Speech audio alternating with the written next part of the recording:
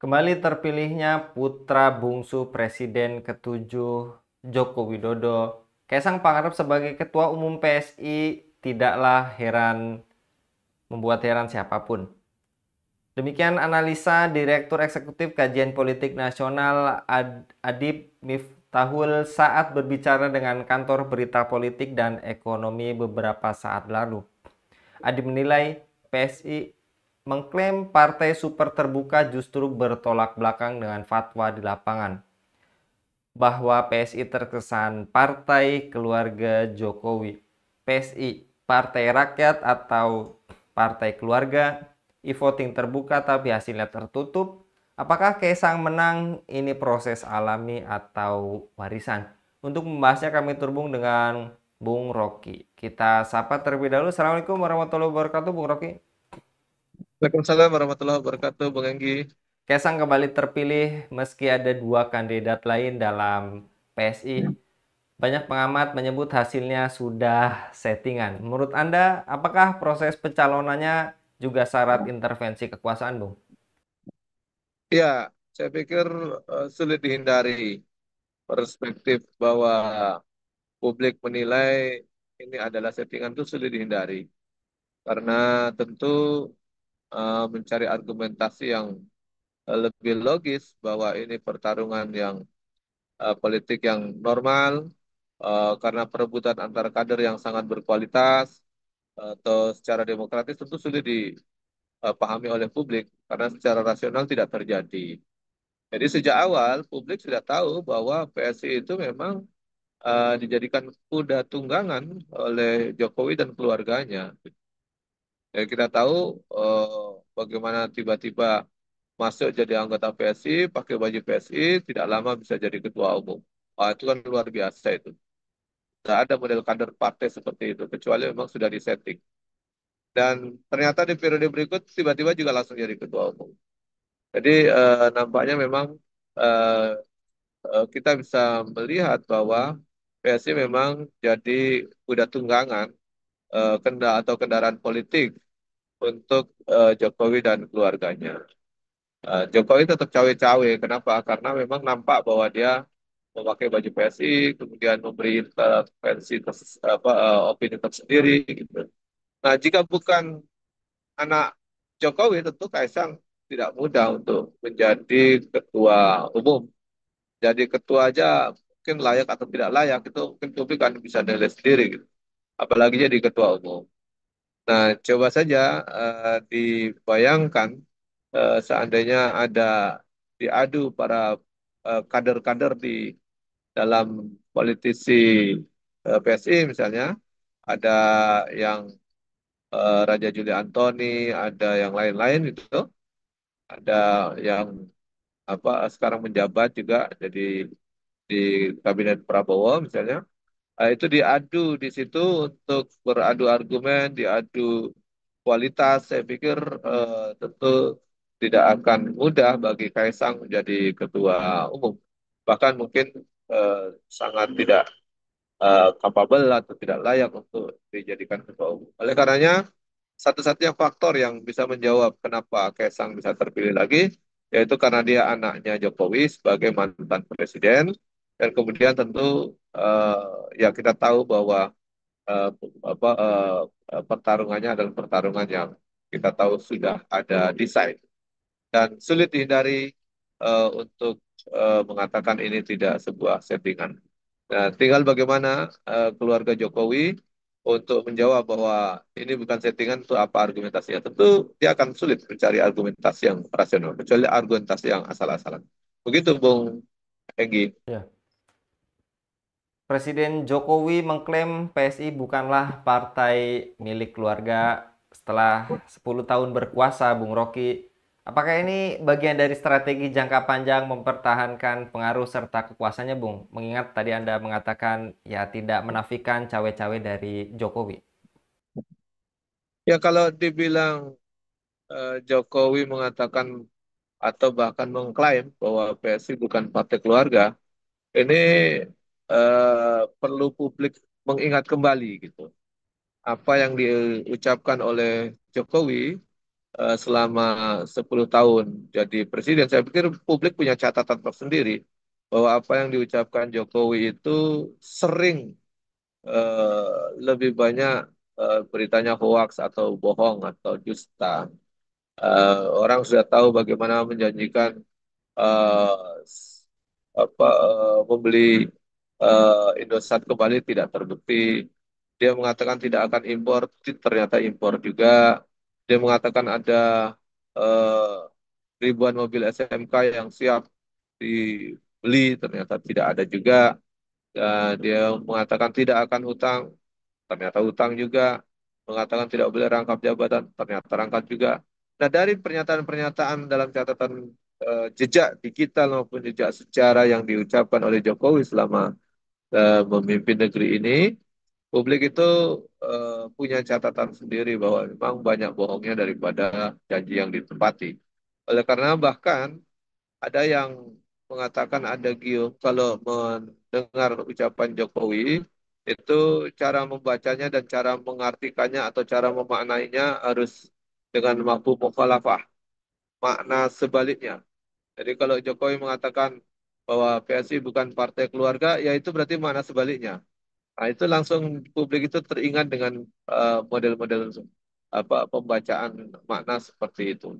Saya pikir ini yang sulit dihindari oleh Jokowi dan keluarga bahwa publik Indonesia sudah terlanjur eh, mengenal Pak Jokowi tidak konsisten atau beda ucapan dan perbuatan. Beda ucapan hari ini, ucapan besok, perbuatan hari ini beda beda lagi. Itu sudah terlanjur dicatat oleh publik, sehingga tidak mudah untuk menghapus kesan tersebut. Jadi kalau mengatakan PSI bukan partai keluarga, publik bahkan menuding bahwa memang partai keluarga gitu. Memang tidak semua publik memahami itu dengan cepat.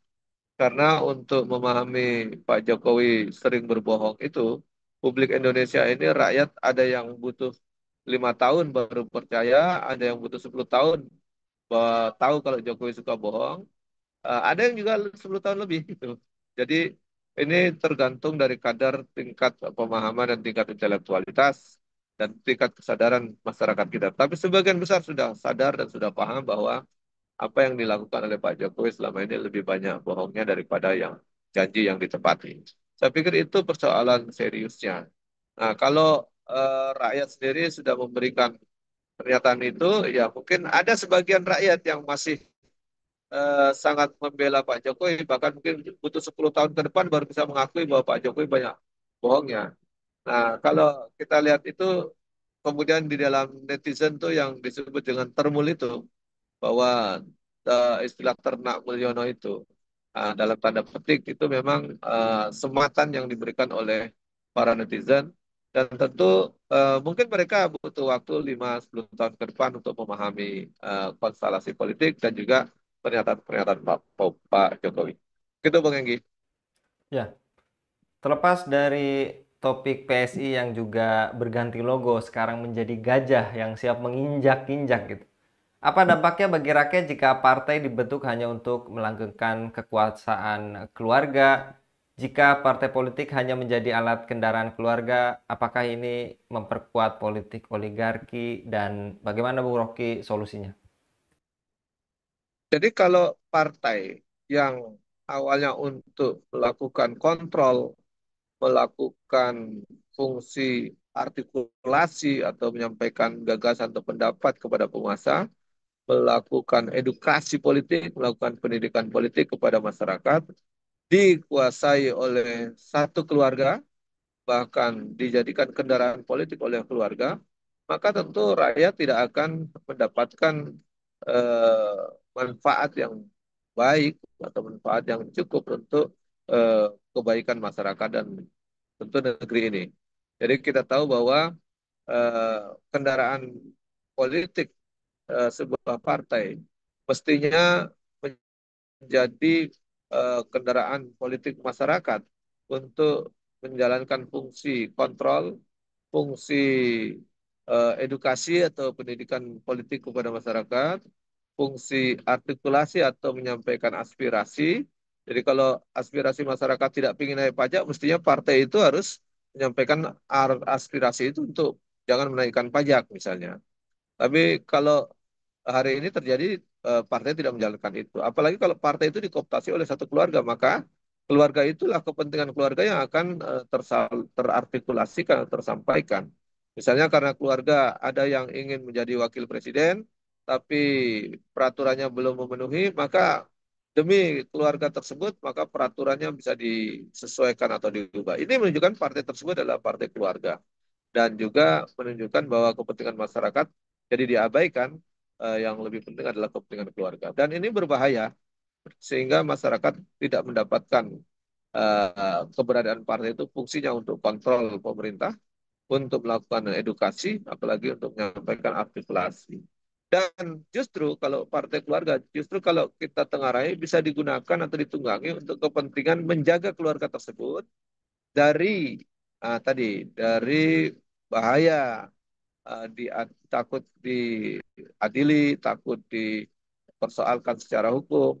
Kita tahu bahwa kenapa Pak Jokowi harus mendudukkan putra-putranya, bahkan menantunya di kekuasaan, termasuk menjadikan PSI menjadi kendaraan partai tersebut.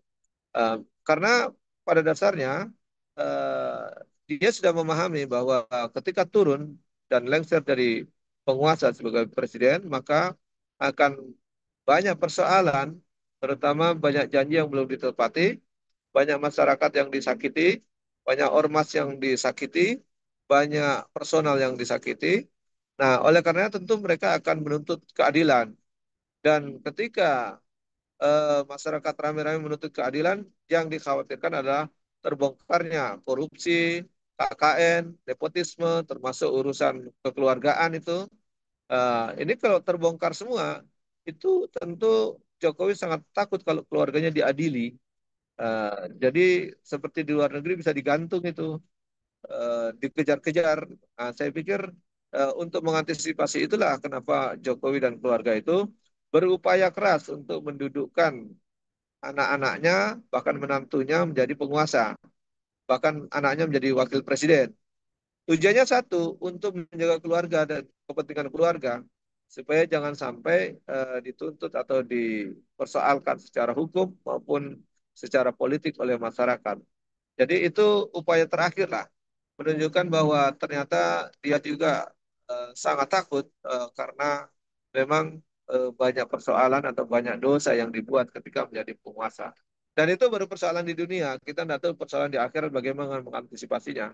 Kalau persoalan di dunia cukup menempatkan anaknya menjadi penguasa, jadi wakil presiden, mantunya jadi gubernur, anaknya yang lain jadi ketua umum partai. Saya pikir itu bisa menjadi negosiator, bisa menjadi penjaga kepentingan, untuk menjaga supaya tidak diadili, supaya tidak dipersoalkan dengan kekuasaan yang ada, eh, yang mereka miliki, bisa untuk menjaga keluarga.